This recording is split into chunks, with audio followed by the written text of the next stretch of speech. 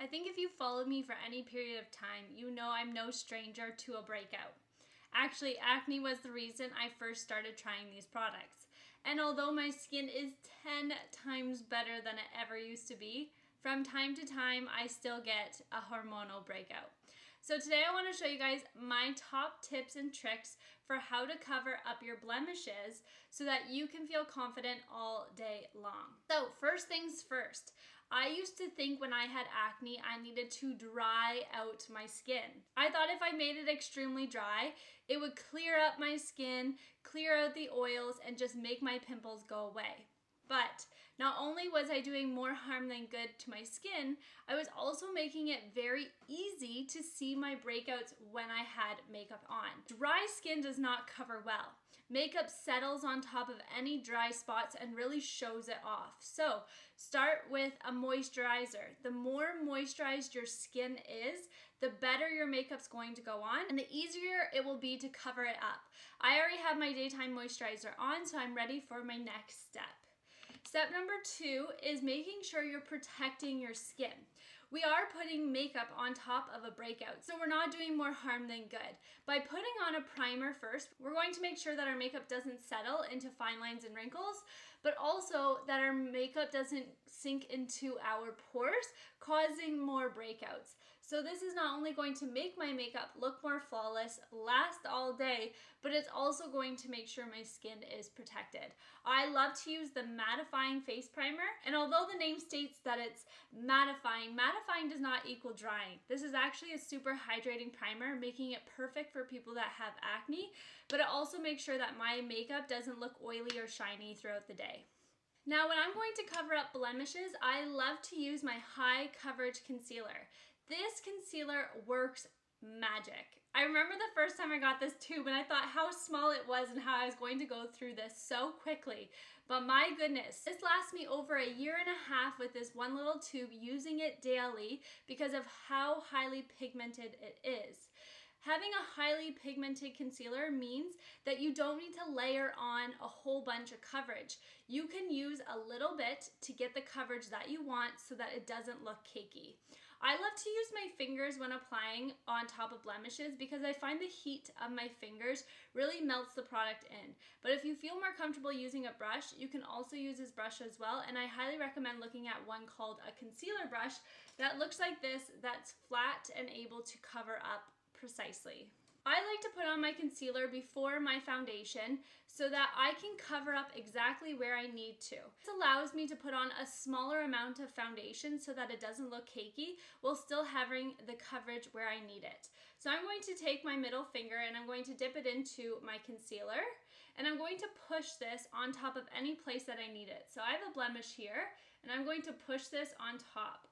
Once I have it on top, all I'm going to do is blend out this concealer so that it hides where I put it. So I'm just going to tap, and I tap because then I don't remove the product, and I just keep tapping this in the entire area so that it's blended in. You'll notice I'm really not focusing on where the blemish is. I'm focusing on the area around it so that it hides it without layering too much product on that one area. And we're just going to continue this in any area where I feel I need coverage. This tapping again will make sure I'm not rubbing off the product, but building it on top of where I need it.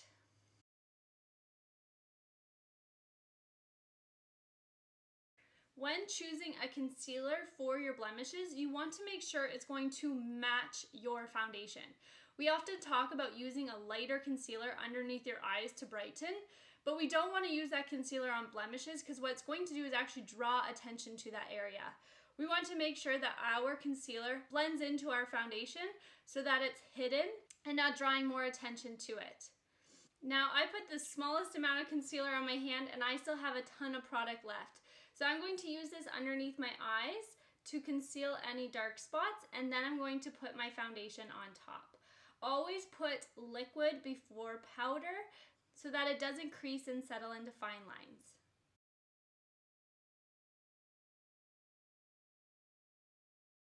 And like I said, look how much concealer I still have left. A little bit goes a long way. Now, when I go to cover up this with a foundation, I personally love powdered foundation. When I started doing more research into acne, powdered foundation was highly recommended.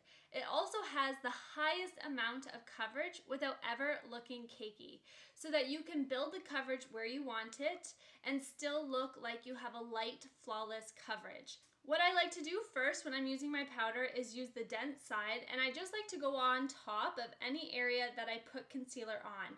Powder is going to set the liquid to make sure that it doesn't move and that it also has another layer of coverage on top of it. After I've done this, I can then go in with my bigger side and start to stipple this around for the rest of my coverage. I always like to stipple because it builds coverage without moving any product I put on underneath. It would be really disappointing to spend all that work on covering up your blemishes just to swipe it away with your brush. So always make sure you're picking up your brush and tapping it into the places to get the stippling motion that builds the coverage without taking product away. And just like that, you wouldn't even be able to tell that I'm having a breakout. Now, one thing I always recommend is that you add the color back in. When I had a ton of acne, I was always scared that if I added bronzer or blush, it was actually going to draw more attention to my acne than take it away. But I was extremely wrong. By adding the definition back into your face, it gives you a place to look besides the areas of your skin where you don't want people to look. So don't be afraid to take something like the same pressed powder in a darker shade to add some definition back into your face.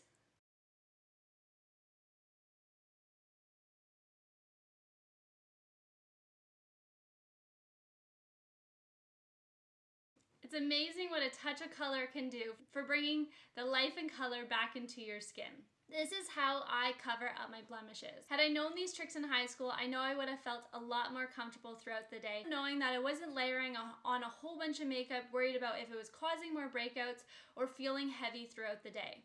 If you have any questions about the products that we use today or need more tips and tricks, make sure you continue to follow along. Thanks so much for watching.